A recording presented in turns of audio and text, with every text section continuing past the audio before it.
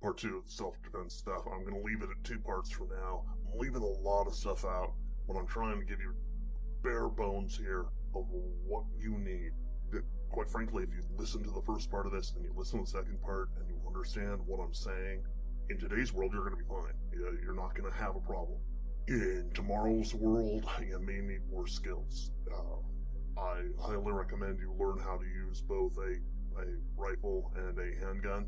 Maybe learning a few other projectile weapons could be in order, just in case things don't stay the same and you can't easily get ammunition. I can't tell you what's going to happen. Maybe being further away from things and being able to hurt them may be what helps. Don't be afraid to run. This part is going to be on weapons, but I'm not going to tell you how to use the weapons. I can do a video on that. I really would need to do a video in order to show you what to do, given the simplicity of the rest of the system. And I know it's simple. I know that if you've practiced Krav Maga, or even Taekwondo, or Judo, or Brazilian Jiu-Jitsu, you're looking at this going, I know like 200 different moves. I can do this, I can do that, I can move from a headlock into a rear choke. If that doesn't work, I can, go for an Americana, I can do a lapel grab and twist around, I can, break the chokehold, slam them in the head with a fire extinguisher. And that's actually not a bad move, which is one of the things I love about Krav Maga, is that they will pick up objects and just beat people with them. That's something to remember, and matter of fact, I'm going to get into that in just a moment here. First of all, when I talk about having to defend yourself in this portion of things, I'm assuming that you're starting out empty-handed. You don't have a gun in your hand, you don't have a knife. Knives make horrible self-defense weapons. Actually, guns make horrible self-defense weapons as well, but they're both great for murdering people. So if your plan is to simply stop the force coming at you through death, go with a gun. You can use it at a longer range. There are ways to use them more effectively than they are used now. So I'm on anti-gun. I'm carrying one right now. I need to, inside my own house, I've got to start staying armed all the time. Things are heating me up a little bit, but this is really about making certain that regular people at home who aren't walking around paranoid already have the ability to build time and build distance from a threat, possibly to arm themselves. I'll tack that in at the end. Right now, though, I want to do that quick review again.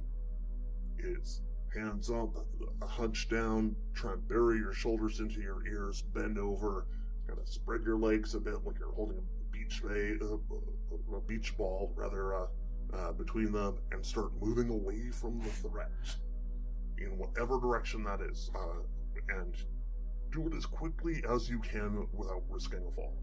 You're going to have to look at the terrain and realize what's going on. If a person is coming after you with a gun, they will almost always announce this by pulling the gun first, taking a stance, and then aiming it at you. Now, this stance may not be a military-defined stance, but they're still going to stiffen their body posture, they're going to bring the weapon up, and they're going to show you the weapon first. If they don't, you were probably just shot. You probably have bullets flying around you, and if you weren't hit, maybe they're not intended for you. If the person is at any kind of range, you have a decision to make. Quite frankly, if they're close enough to you, grab the gun arm, grab the weapon, and push it towards them so that you're pushing their palm towards their face as hard and fast as you can. Now, this is not a complicated disarm. It is a basic disarm. You can look it up online. Don't get complicated with it. And remember, your goal at this point is to prevent them from doing anything. So you're going to turn that gun on them. The gun is probably going to go off. Be ready for that. Hit them with the gun if you have to. And I mean, literally, before their hand lets go, try and jam that the end of the weapon into their face, into their eyes, to get them to let go. They're probably going to be in severe pain if you're doing it hard enough, and you need to do it hard enough, as hard as you can. Then take the weapon and get out of there. you don't know what's going on, the very least you need to do is get 10 to 15 feet back. You need to be far enough away from them that you can point the weapon at them and tell them, in no uncertain terms, to get down, stay down. Once things get bad, you might have to actually kill people. Right now, I'm assuming you don't have to. So stand back, subdue them, have people call for the police. If that's not an option, then you have to make your own best decision, and I'm not going to get into the legality of that. But pretty much just plan on the fact that no matter how good your reasons right now, with everything the way it is, if you kill someone, you're going to prison. It doesn't matter why you killed them, you're going to prison, particularly if you're a man. If you're a woman, you might get some leeway, but even at that, things are about to get hairy that way. Now, when things actually hit the fan, rules change. Use your own best discretion. Don't be afraid to run away. Don't be afraid to take their weapon and run away either, particularly if you don't have any backup. This is not the official self-defense portion. I'm just saying that if anybody's dumb enough to pull a weapon on you, almost touching you, fight instead of run. If, on the other hand, they're outside of 5 feet away from you, 10 feet away from you, or even better, standing back at 20 or 30 feet away, do try and run. Always run from a gun. This is something that you will not hear the police say. The police will say, hey, give them your wallet. It's better to be anally sodomized than to be dead. They're just going to torture you for 8 hours with their 9 buddies cutting off body parts, hoping you might live. So, do whatever, that's because they want to make grandma in the Midwest feel better. Feel like she's doing the right thing by just capitulating, which is what she's going to do anyway. There are certain people who are just going to capitulate because that's all they really functionally can do. If you're young, if you're healthy, maybe even if you're not so young and healthy, get out of there.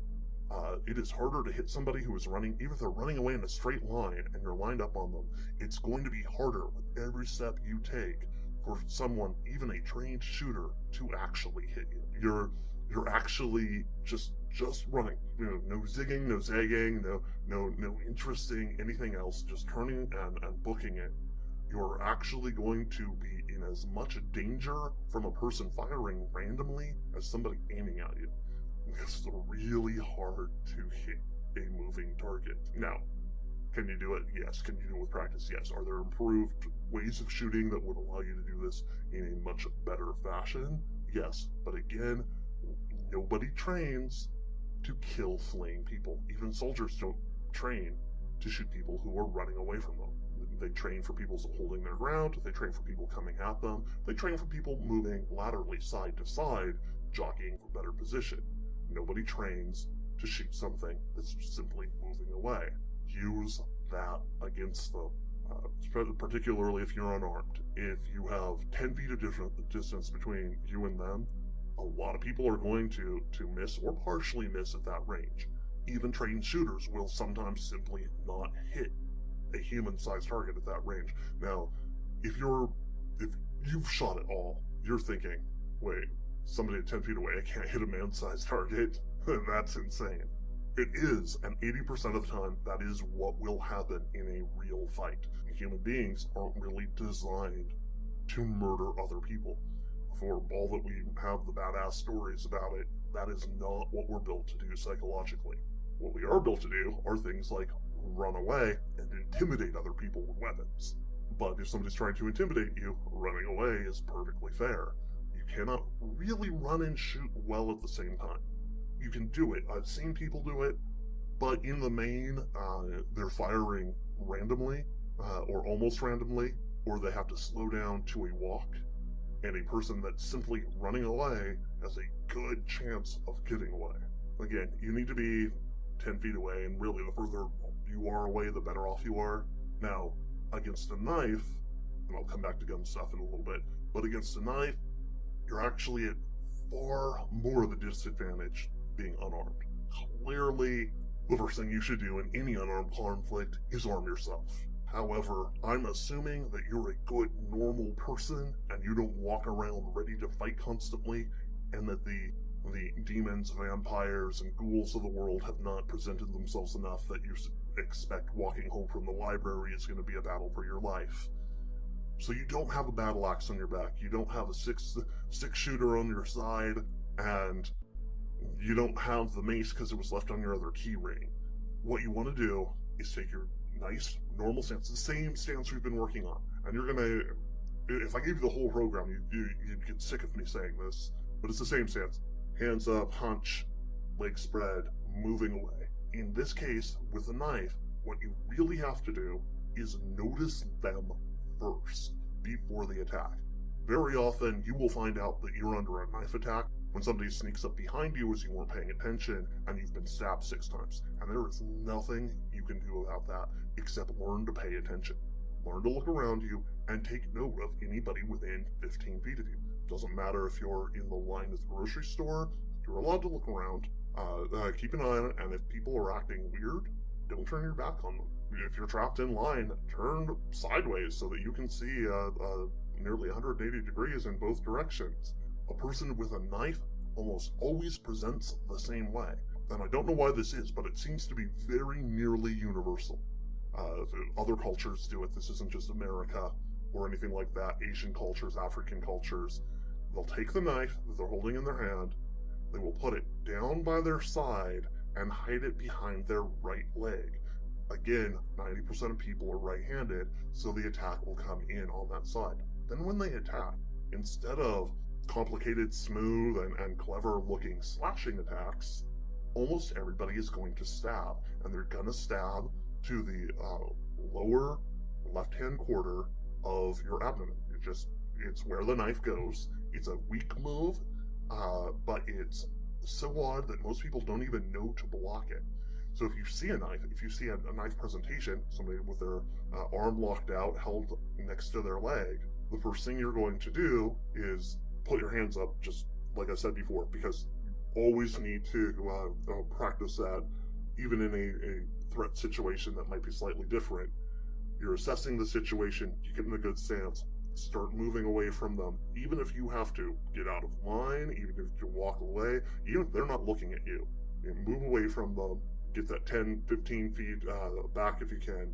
You're going to take your left arm and you're going to pretend you have a buckler on it, a round shield, and you're going to put your arm out like you're holding that round shield, almost even with the edge of your side, with your arm, the back of your arm facing slightly towards the left. So your little catty corner, you're not pointing your arm directly, back of your arm directly at them, slightly to the left. The reason for this is that most of the goodies on your arm are on the inside. You've got most of the major veins, most of the major arteries, and your ability to close your hand has to do with those particular muscles. If, goodness forbid, the back of your arm gets cut, you're still going to be able to make a fist, you're still going to be able to fight with that arm, and you're probably not going to bleed to death nearly as quickly. Now, you can take severe damage, you could bleed to death, but nobody slashes the back of their wrist in order to kill themselves. They slash the inside where it's a lot easier. So you're going to use the best defended portion of your arm that way, and you're going to hold it down and out. You're not going to try and block the individual move. First of all, what you really want to do is not so much block, but put something in the way most of the time.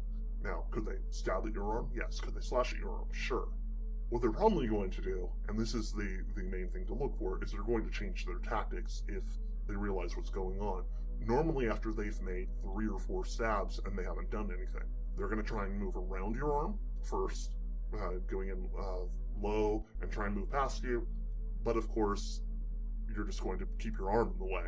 And then, if they have time, they're going to stop, take 3 to 6 seconds to decide, oh, I need to change targets, and move to hit you in the head, at which point you go back to your normal stance. Arms slightly out on that side, but not too much because you want to be able to move it to block anything coming in. Remember, they're trying to stab you with a knife, not slash your arm. So they're almost always going to try and move around your arm in order to get to the goodies on the inside. Well, that being the case, you're going to end up most of the time hitting their arm. You may be cut, but you're going to be able to take an awful lot of this damage on places that are going to be much safer than, say, your eyes, your face, or your kidney. Your kidney, it's not a tough organ that way. in case you ever get stabbed in the kidney, it's gonna hurt. Liver's gonna take you to your knees. You might want to stay ready for that. At the same time, you have that arm out. Again, I went through all that. You're gonna try and be moving back, always. You're still in your stance, you're moving back. You're putting that hand down and out, get ready to put it back up in case they come for your head. You're moving back. Now, this actually puts your arm in slightly more danger. There's a slight percentage chance that they're going to miss the swipe for your head, or miss the stab for your head, or your lower body, and hit your arm instead. That's kind of the nature of the game. And at the same time, you're going to take your other hand, if they move close enough, and you're going to drive your open fingers towards their eyes. No palm heel strike here, no hammer fist to the head. You're going to try and hit them right in the eyes, because by opening your hand, you're going to gain an extra 4 to 7 inches, depending on how large your hand is.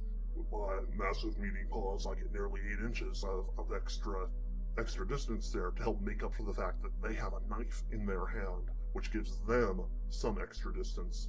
Depending on your arm length's relative sizes, this will help equalize things. Plus, if you make contact once, even if you do not debilitate them with the move, they're going to have to reassess and put something up to block their face. And in doing so, they'll probably let you move away.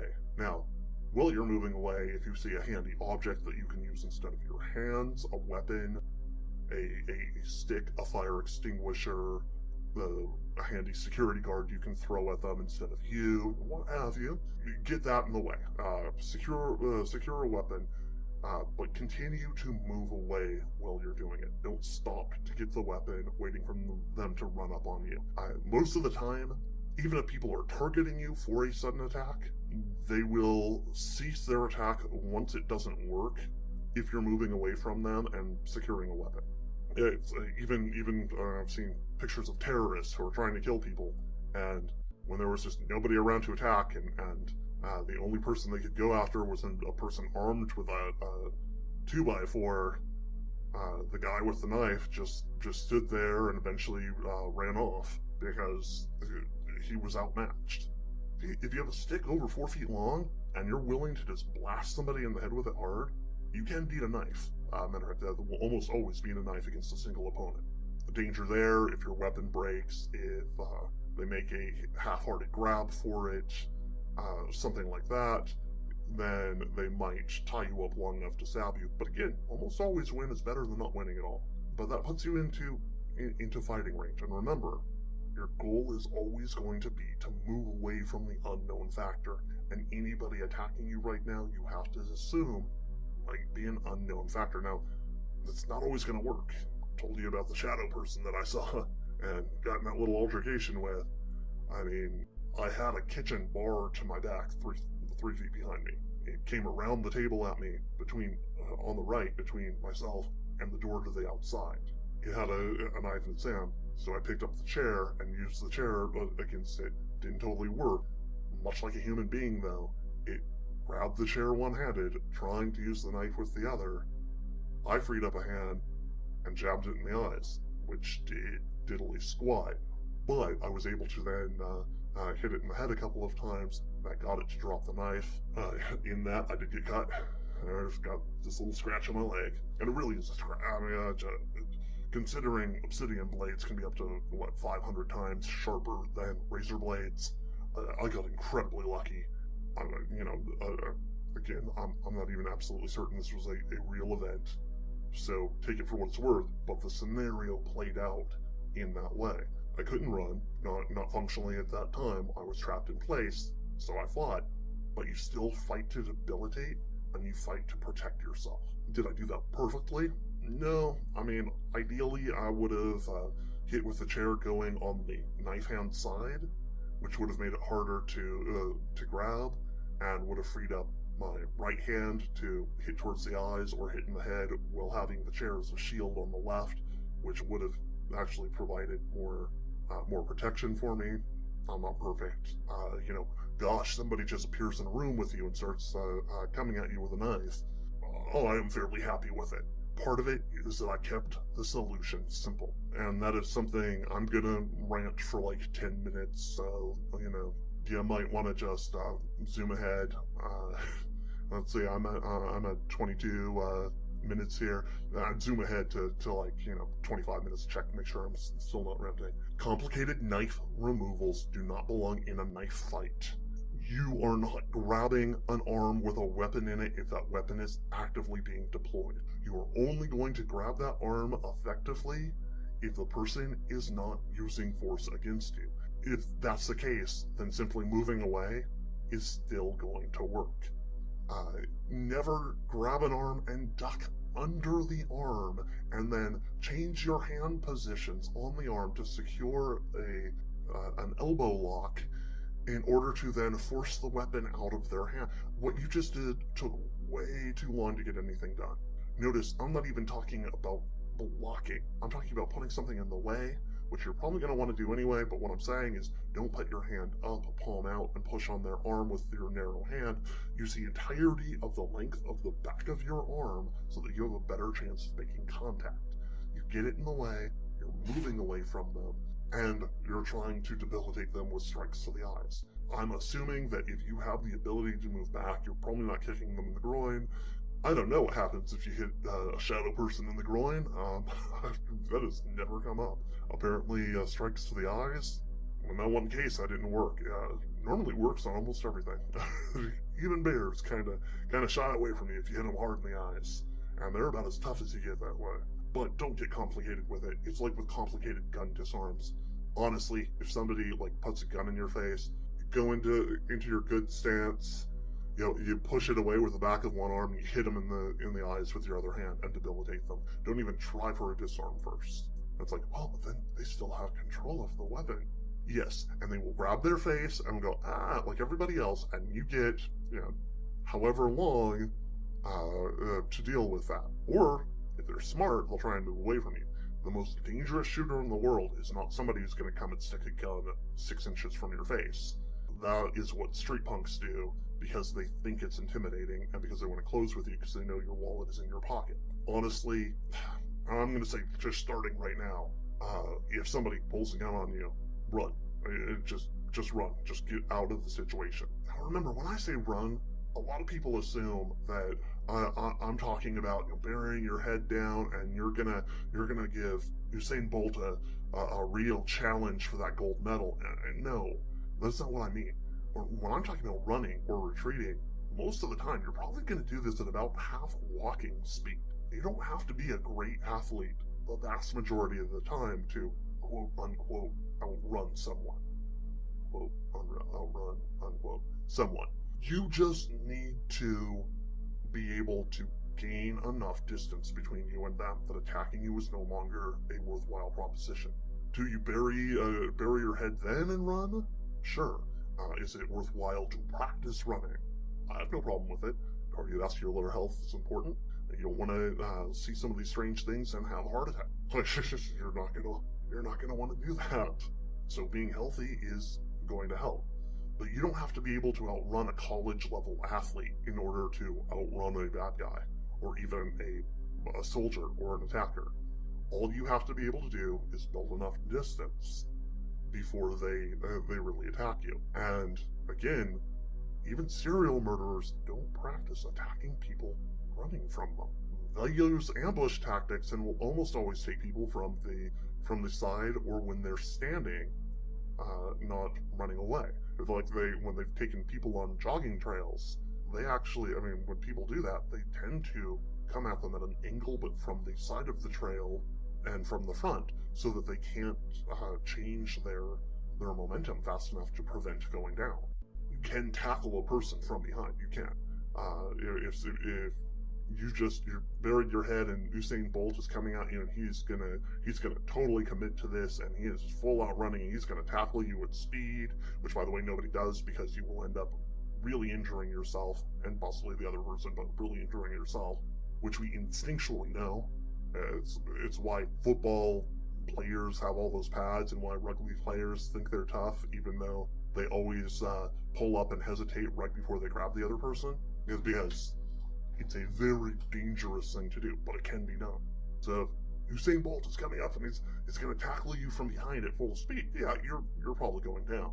And the first thing you need to do is to put your back against the ground, Don't try and put your stomach against the ground, because you're not standing up with a person on your back. And you're going to find where their eyes are, and you're going to, yeah, that was it, poke them in the eyes.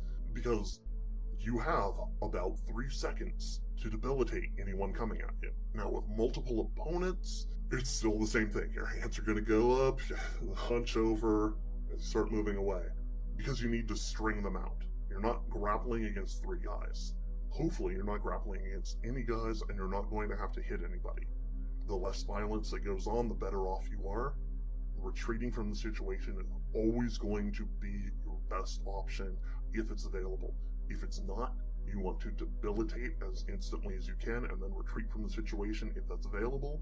And if it's not for whatever reason, then you need to debilitate them long enough that you have an opportunity to figure out what to do in the situation. So, you're showering in prison, and a big inmate comes in and orders you to bend over. So you instantly hit them in the eyes, kick them in the nuts, and then beat them down so that they can't do anything to you. You leave them in a pool of their own blood, then you quickly remove yourself and try to pretend that you weren't in the shower at the time. Thankfully, most of us aren't in prison. It sounds really awful. But my point is that, yeah, there are situations, and you can dream up situations where you're not going to be able to withdraw from it. So the first thing you need to do then is debilitate the other person. People don't fight by debilitating the other person first thing. This is not the human pattern. The first thing we do is we threaten and intimidate, trying to avoid the conflict. And this includes criminals, this includes psychopaths, this includes people who aren't afraid of conflict, because it's still potentially costly.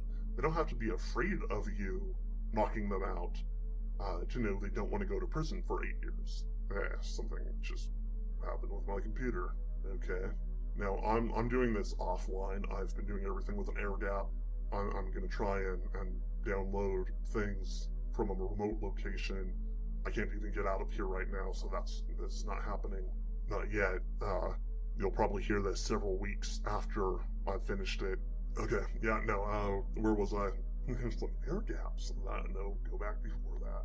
Yeah, situations. You can come up with situations where, it's like, well, what if the first thing you know is you've been stabbed in the back? Well, the point there is that if the first thing you know about an attack happening is that you've been stabbed, then you're not paying close enough attention in life. And this really can happen to you. Because if you are paying close enough attention, people don't try and stab you in the back very often. They will actually abort their plans to attack you if it's apparent that you're ready for them. If you're looking right at them, a lot of people will just back off, particularly people who are going to attack you with a knife, because, an armed man attacking an apparently unarmed man or woman is a person who, quite frankly, know they're outmatched by life. That or a true killer. Interestingly enough, while most fistfights take place between 2 men, with the next common grouping being 2 women, the knife attacks are very gender egalitarian, with men attacking both men and women nearly equally, and women attacking men at a much higher ratio than they attack women. But very rarely is there any thought toward not attacking women, whereas guys won't often just go and punch a woman out. I think it's because the people who are likely to attack you with a knife generally are on the fringe of psychological disorders anyway, which is why they go in for a random attack. Muggers generally, they may present a knife, but if anybody shows you a knife, remember, moving away from it's the best thing to do. They might try and cut you a few times in order to show you who's boss. When they realize that isn't working, or that they might go down, they're going to be out of there. The real danger are people who are simply trying to kill you. They are attacking with murder in mind, and they're going to try and wait for you to be at low ebb, not paying attention to them. They're going to go for your back. The same with snipers, shooters, who have a criminal intent, or snipers in general. They're going to try and hit you when you have no clue that it's going on. Now, I'm not saying this is a poor strategy. I'm not saying don't learn to be a sniper. You should learn to be a sniper. You should learn to be a marksman with a handgun and practice both of those skills. You should probably even learn basic knife fighting, but what you really should do 99% of the time is withdraw from the situation and guard yourself. And this isn't because hippy-dippy fun feelings. This is what we were training agents in the field, because most of the time it was sufficient to handle the situations that came up, even in life and death situations. Even in life and death, the other person really wants to leave. You can't let them leave situations. If you don't have your gun out at first, you are still best off getting up, putting a guard up, and moving away so you can secure your weapon, and then, if you have to, deploy it. And, I guess I need to explain that. By secure, I mean put a hand on the weapon so that nobody can just grab your sidearm wherever you're keeping it, whether it's the underarm holster or on your hip. And then, as you're continuing to safely move back, not blindly running backwards, but moving with a good balanced posture, so if your foot hits something, you don't go down. If you need to, you pull the weapon, and you need to pull the weapon before there is a problem. And of course, now, law enforcement can't get away with that. We weren't always dealing with law enforcement situations. As a civilian, you're on shaky legal ground doing that a lot of times. If you pull a gun on somebody who was just going to ask the time or claims that and haven't done anything else first, then they are going to call the police, and you're going to have a hassle on your hands. Soon enough, you might need that level of caution. It's why I'm telling you this now. Let's see, I was going to come back to handguns, and I did kind of come back to handguns there. I'm not going to go into shooting. I think what I was going to do is cover some of the handgun stats, because they're really misleading for a lot of people. And there are things that you need to know, particularly if you're ever going to go up against a handgun unarmed. Because if you watch movies or television, they're going to tell you that 99% of the time you're dead, or you get lucky and they only severely wound you. And the truth of the matter is, most people cannot hit the broadside of a barn with a handgun. Even people who believe they are good shots fall apart when the adrenaline is flowing and they're suddenly in a position to murder somebody. And if you're shooting a handgun at them, it becomes salient and very important to them at that moment that they are about to end somebody's life, and this person is unarmed. So if they are not a murderer, hey, most people, about 98% of people, are not just killers. You're going to find that they do not aim well in that situation. That gives you a lot of leeway to back the heck out of there. If you look at police statistics, the FBI statistics, which are very poorly kept, the police only have to put in the numbers they want to be seen, so it skews things.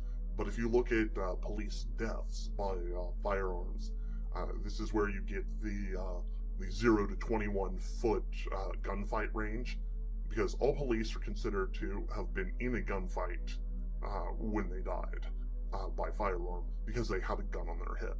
Over half of them never deploy the weapon. It's because when they're murdered on the job, which is really rare compared to how often they kill other people, but when they're murdered on the job, it's usually somebody within 5 feet of them pulling a weapon when they're not looking and just shooting them, just murdering them, often from the back. They needed to have more awareness of the situation. They needed to be paying attention to what was going on. The same with knife attacks overall. When a police officer or anyone else, as I've laid out here, gets hit with a knife attack, the rush usually starts from about 5 feet away, and it usually comes from the back, and it's a low stabbing movement, or it comes from the side, and then it's either a low stabbing or a high stabbing movement. And a lot of this is controlled by the environment, not by the person doing the attacking. They have to change what they're doing because there are walls in the way, counters, whatever. But when you hear that gunfights take place between 0 and 21 feet, no, that's not true. These are police deaths take place in those ranges. Most gunfights actually extend out a little bit for police because they tend to be trained shooters.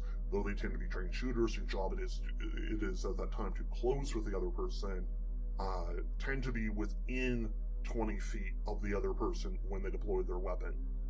This is true. But as a civilian in a gunfight, your range is going to be closer to a much narrower 8 to 16 feet. Most of these things are going to happen closer to 8 feet, where you have a gun and you're firing, and they have a gun and you're firing. measure off against a wall and stand 8 feet back. Now, imagine a man-sized target in front of you. Somebody 6 foot tall, 200 pounds, beefy fellow. Hold a finger out towards them and say bang. You cannot miss at that range, and yet 80% of bullets fired by trained shooters in this range will miss. Actually, it's probably closer to 85-90%. The reason for this harkens back to what I just said. People aren't killers. Human beings imagine ourselves to be warriors. We are not a warrior people. We're a tool-using people, but we do not do well under stress. So the best thing to do is to assume that we're not going to do that well under stress and move away from the danger. Yes, you can have really good shooters. You can have really good killers out there. On the police department, they'll tell you very often that 25% of the shots fired on duty hit their target. What they don't tell you is that those 25% of the shots fired on duty that hit their target are actually fired by about 10% of people. And then Officer 1 shoots 10 bullets and hits 9 or 10 times. Officer 2 shoots 10 bullets and hits 9 or 10 times. And then the other 100 bullets for the 10 shooters are broken up between those other people, with the top 30% doing almost all of the actual hits and everybody else missing for trained shooters. And some of these people know they're not very good and are still in law enforcement. Now, part of it is just the way that we've worked out handgun shooting. It's a poor system. Using sights like a rifle for combat positions is not going to work most of the time. There are ways to improve shooting accuracy, and I can go over that with you. It's really simple, but right now, just assume self-defense should be you backing away, getting distance, protecting yourself. If you're going to play hero, move other people away from the threat before it becomes a threat. Noticing the threat first and getting away from it is really going to help. Don't get into ego-involved situations. Don't drink and do drugs. Don't hang around places where people are drinking or doing drugs, and you're going to do better. Matter of fact, until things are coming for you personally, that's going to take out most of the crime. And then some simple self-protection. I mean, if you have locks, use them. If you have a lock on your car door, and somebody just walk up and climb in your car because you didn't lock your door, that's on you. That's you not caring about self-defense. So, protect yourself. I'm not saying you have to be the world's biggest badass. I try to keep this really simple, and honestly, if you break it down in your head, you're going to find that I just took, an hour and a half to give you something like movements you could learn in 5 minutes. The review on this is the one I keep doing. Put your hands up to guard yourself. If they deploy a weapon, put an arm in the way while you're moving away. Throwing out blows towards the eyes, the face. If your momentum has to stop moving away for some reason and they're moving towards you, kick them in the groin. Use debilitating movements, hammer blows to the head. Try and end the conflict within 3 seconds or as quickly thereafter as you can. Don't pull any punches. Do that, and you're going to beat the vast majority of people who think they're badasses. Why? Because they're delusional. Honestly, because they've learned 30 years of martial arts and didn't ever really learn what happens in real life. And once you apply the real life rules to things, yeah, you can win. Hey, I'm not saying don't practice Krav Maga. I love the fact that they tell people that if a fight starts, arm yourself. Grab a shelf if you're in a store, grab a fire extinguisher, pick up a stick. Don't go into an unarmed conflict if you can help it at all. But other than that, it's still kind of geared for a punch-up. It's geared for people to stand there and fight. Don't stand there and fight. Get out of there. Get out of there and survive. Get out of there and regroup. Call in support. And if you do have to fight, don't fight. Attack them. Don't get into a punch-up. Try and hurt them so badly they can't continue fighting. and do it with your first move and every move after that. You should never be sitting here thinking, I'm going to jab them in the face to set them up. If you can jab them in the face, you can stab them in the eyes.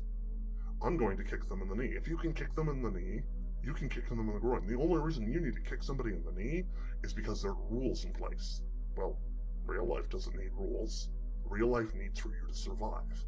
And that's what self-defense is all about. Yeah, some people are going to listen to this and think, oh, well, this is so mean, this is so cruel.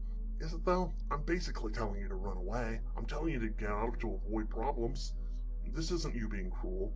This is you being as nice as humanly possible until somebody forces you into a position where it's going to be your life, health, and safety or theirs. So, if you've done your part, I need a catchy phrase to end this on. Really protect yourself. Keep that in mind. Listen to this 20 times or just review in your head. Keep going over it, practice things on a regular basis, and I'll be back to the more entertaining things soon. Thanks, everybody.